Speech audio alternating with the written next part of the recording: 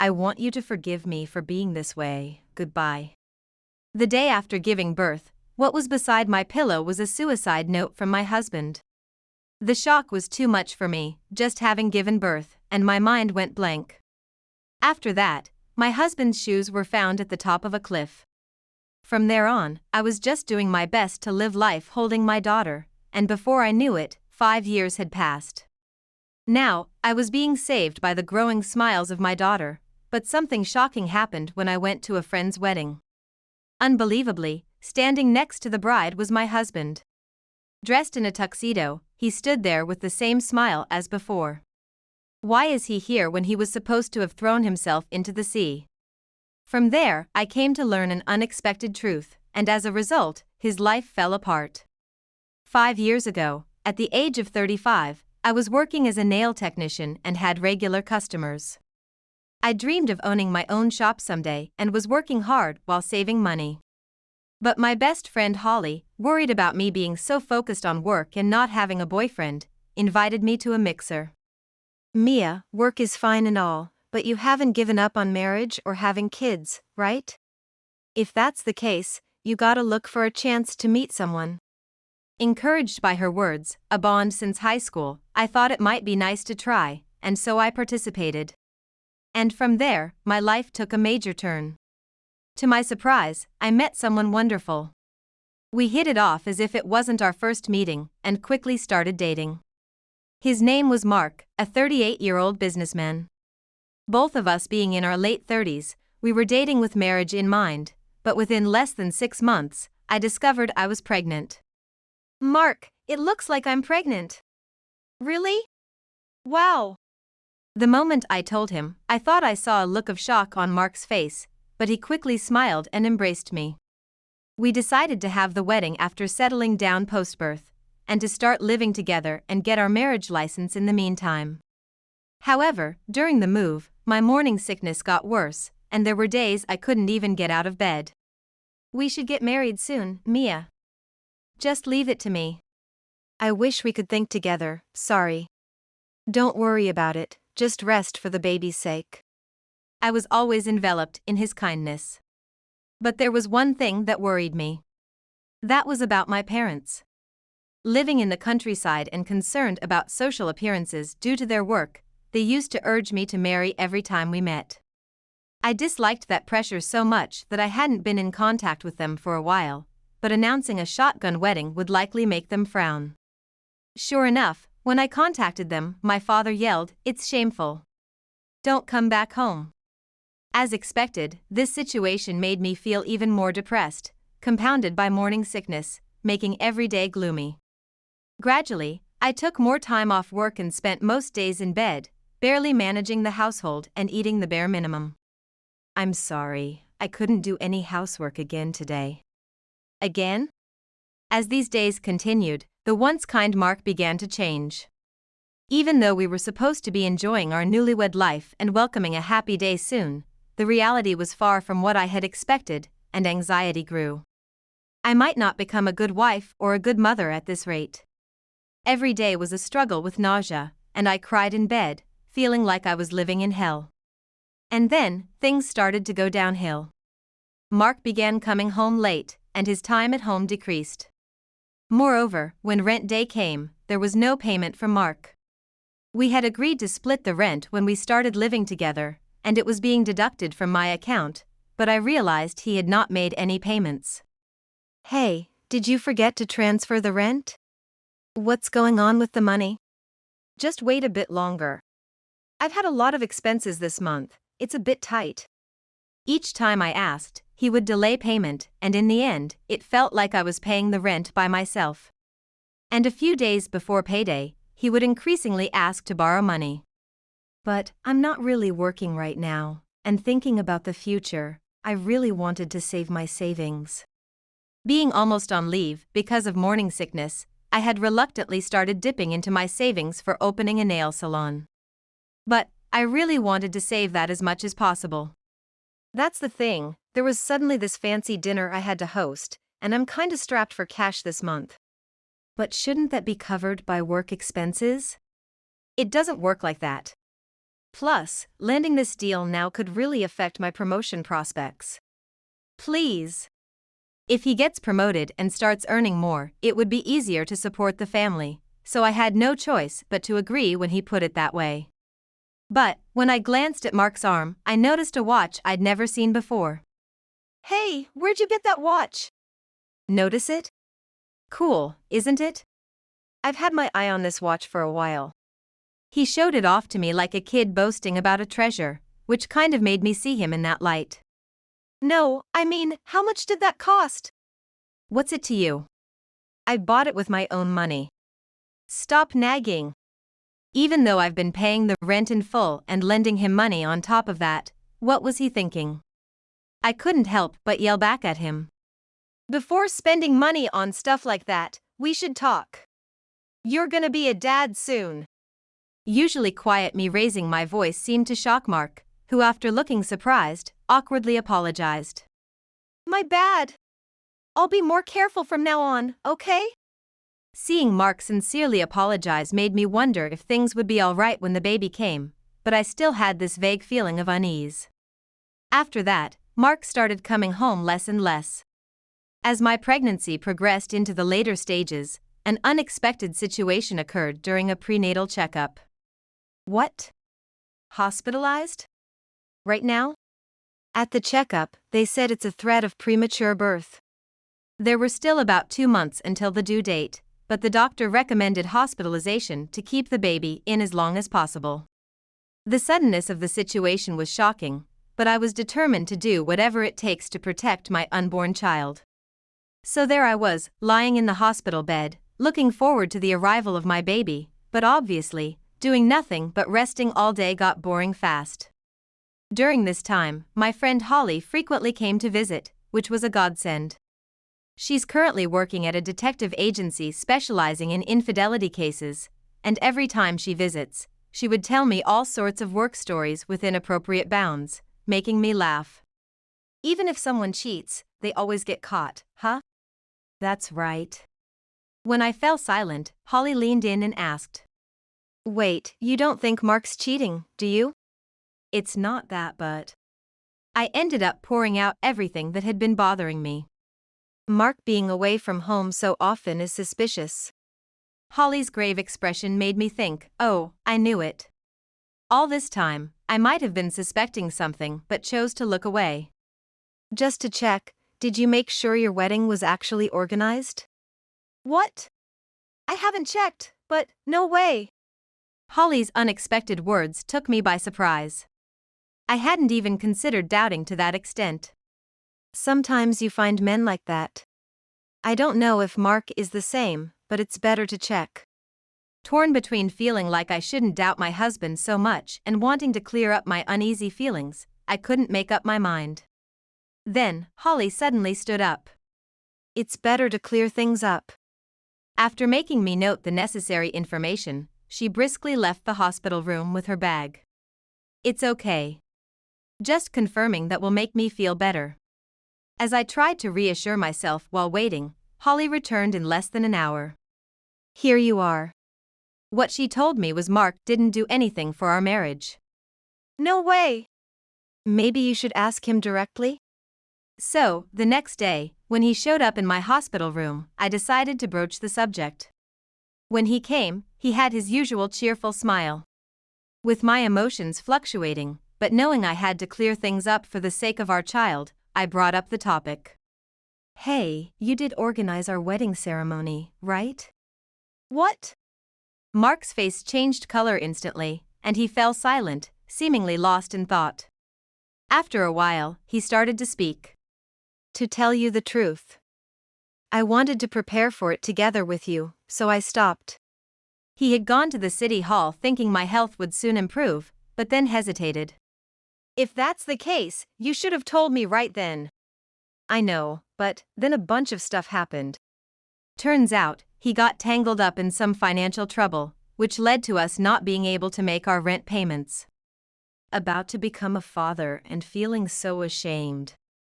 I thought I'd talk to Mia about it once I sorted everything out. I couldn't find the words to respond to him, looking so downcast. Sorry for making you feel insecure when we're about to have a child. At that moment, I could only rub his back as he started to tear up. He was suffering in silence. As his wife, I need to support him.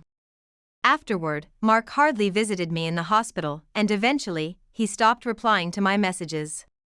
I thought maybe he was too ashamed and didn't want to face me, so I decided not to press and just wait. Even with all this happening, my belly kept growing, and the day of delivery finally arrived.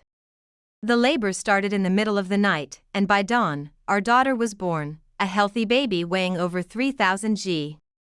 I did contact Mark, and he showed up, but his heart seemed elsewhere. He wouldn't even make eye contact. It was concerning, but after an intense night and enduring severe pain, the sight of my proof of endurance brought me immeasurable happiness. Holding my tiny, powerless child, I was overwhelmed with indescribable emotions and tears. I'm so glad you were born safely. Mark held his daughter with a somewhat complicated look on his face. The very next day, I found a suicide note from my husband by my pillow. Mia, you must be surprised to receive this letter suddenly, but these are my true feelings, it began, detailing his anguished cry from the heart. At the time, he didn't give me the full story, but it turned out he had fallen victim to a scam, losing all our savings and being chased by debt collectors. Considering our soon-to-arrive child and our family, he saw no other way out. I think living will only cause more trouble for you. So, I plan to jump off a cliff known for suicides. Please forgive me. Goodbye. The last words were shockingly painful, and in my postpartum instability, I was dumbfounded. Rushing to consult with the police, Mark's shoes were found at a famous cliff, presumed to have jumped into the sea, leaving me in tears. However, despite the search, his body was never found. His whereabouts remained unknown, and after filing a missing person report, I clung to the hope he'd return. Before I knew it, 5 years had passed. During this time, holding my newborn daughter, I had no choice but to live on as best I could. Fortunately, when I informed my parents of my daughter's birth, they came to see us and we reconciled, providing support ever since. Thanks to my parents doting on their granddaughter, I managed to get by as a single mother. Now, I'm balancing childcare and work, striving towards opening my dream shop. Holly often comes to visit, taking me and my daughter out for shopping trips and outings, offering her support. Then, one day, I received an invitation from a high school friend, Emily. Back in high school, she, Holly, and I were always together. Emily, a corporate heiress, moved overseas for her parents' business after graduation, and we lost touch. That she had returned to the States and was now sending wedding invitations was a surprise. Emily's getting married. I wonder who the guy is. Holly called me excitedly, but I had no clue either. Maybe she met him overseas, or perhaps he's from a rich family. We looked forward to reuniting with our friend at the wedding. On the day, the venue and decorations were impressively luxurious, reaffirming Emily's heiress status. I remember Mark used to work for a company under the Ace Group. This thought crossed my mind, but as the lights dimmed and music played, the spotlight fell on the doors as they slowly opened. Seeing Emily after so long, she hadn't changed much, her smile brightening the surroundings like flowers. But the moment I saw the groom beside her, my heart froze. Mark? Standing next to Emily was the husband who was supposed to have disappeared into the sea the day after our daughter was born. How is he here? And with Emily? I never imagined such a reunion. Seeing him in a tuxedo with that familiar smile, I was bewildered. Why is this happening? Staring in shock as if I had seen a ghost, Holly, standing next to me, broke the silence. Isn't that Mark? I was thinking the same. But that laugh, it's just like Mark's. The slight lift on the left side of his lips. I'm sure it's him. If even Holly, who works at a detective agency, says so, I was convinced it was indeed my husband. What does this mean? He was supposed to have jumped into the sea. Yeah, hard to believe, but if that suicide note was a lie, it's not impossible. I was filled with an urge to confront him immediately and uncover the truth. But I couldn't bear to disrupt a friend's wedding, so I decided to hold back. Then, I whispered to Holly, who seemed eager to get to the bottom of this. I have a favor to ask. What? Anything. I want to know what Mark has been up to during these missing 5 years. Can you help? She smirked and gave me a thumbs up. Of course. I was going to look into it even if you hadn't asked. I'm counting on you. The next day, we began our investigation into Mark. Holly even took time off work to start tailing him. As we delved into what had happened, we stumbled upon a shocking truth. I can't believe Mark was such a person. I was hit with a strong shock, almost collapsing. But now that you know everything, you won't let him get away with it, right? Of course not. I won't let it end like this. So, we decided to take action against Mark. A few days later, we attended a party to unveil Emily's husband, Mark, which we had secured invitations for by a certain method. Searching for Mark in the vast venue, we found him at the center of a crowd. Mia, there he is. What do we do? He's surrounded by a lot of people. Then we have no choice but to go straight through. Straight through? Wait, Mia? Ignoring Holly's attempts to stop me, I confidently walked towards Mark, clicking my heels with each step. As I came into his view, he froze, staring at me in surprise. I approached with a smile, and Emily, noticing me, greeted Mia. Thank you for coming today. You're welcome. And Mark, long time no see. As I smiled at him, his face, which had been smiling, suddenly tensed. Well, Mark, why are you here? Weren't you supposed to have jumped off a cliff? My loud, seemingly shocked question drew the attention of those around us. Emily also demanded, what's going on? Mark, you know Mia? Well, you see. As the confusion grew, Mark started to visibly panic. Emily, you might not believe this, but listen. This man, Mark, was supposed to be my fiancé up until 5 years ago. Emily, grabbing Mark's chest, shook him violently. What do you mean, Mark? Actually, I began, recounting everything openly so that everyone around could hear. He had disappeared after leaving a suicide note the day after our child was born, 5 years ago. Since then, I've been living as best as I could. The murmuring in the venue died down, and all eyes were on me. But if Mark is alive, that means the suicide note was just for show, right?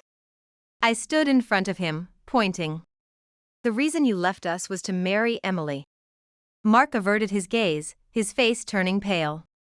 Whispers of why would he do such a thing started spreading among the crowd. Emily glared at him. Were you dating both of us at the same time, and when I got pregnant, you wanted to escape responsibility? You aimed to marry into wealth by marrying me. That's... With his face drained of color, Mark looked desperately for a way to turn the situation around, but when Emily's father appeared, he slumped down, burying his head in his hands.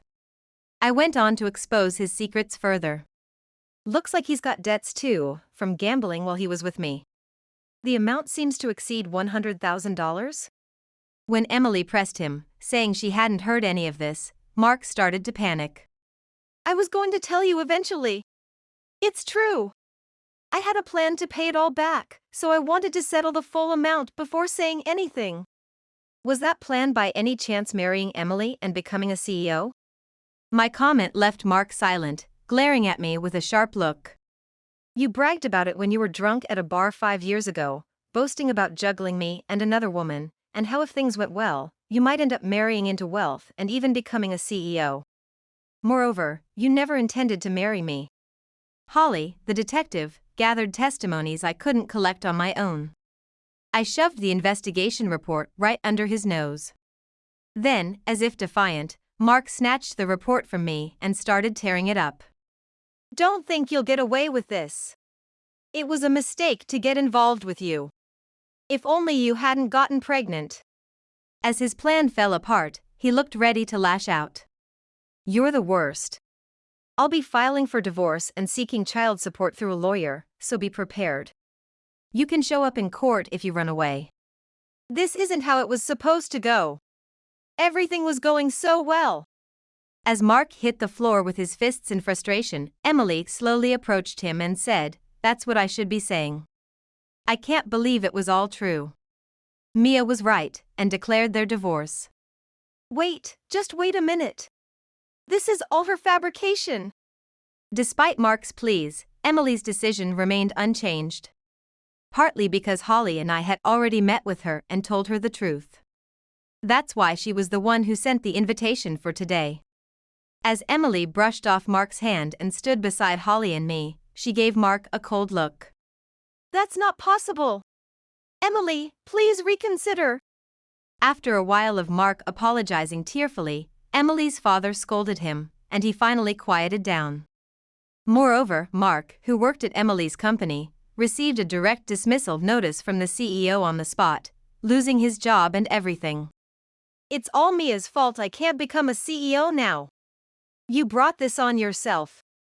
Oh, I forgot to mention, I'm also a CEO's daughter. What? You are? Caught off guard by the sudden revelation. In fact, my father also runs a business, hoping either I or my future husband would take over someday. That's why he kept pushing me about marriage and worried about my public image due to my early pregnancy. I didn't have the chance to tell because I became estranged from my parents after getting pregnant. But well, it all worked out for the best. So, if I had stayed married to you, I could have become a CEO? Suddenly, Mark grabbed my hand and kneeled. Let's start over, even now. A child should have a father, right? No way. The last thing I want is for someone like you to be a father.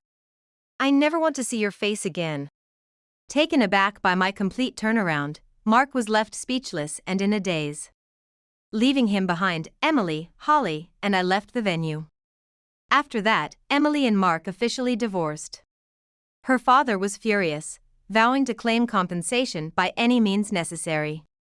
I, too, filed for alimony and child support through a lawyer. Mark ended up shouldering over $300,000 in debt, working tirelessly day and night, looking worn out. Now, Emily, Holly, and I often get together for lunch and enjoy happy times. At 40, I finally achieved my dream of owning my own store. Recently, my 5-year-old daughter has shown interest in nails, and we play the nail salon together. In those moments, with my daughter's endless smiles, I feel the simple joy of existence and am enveloped in a calm peace.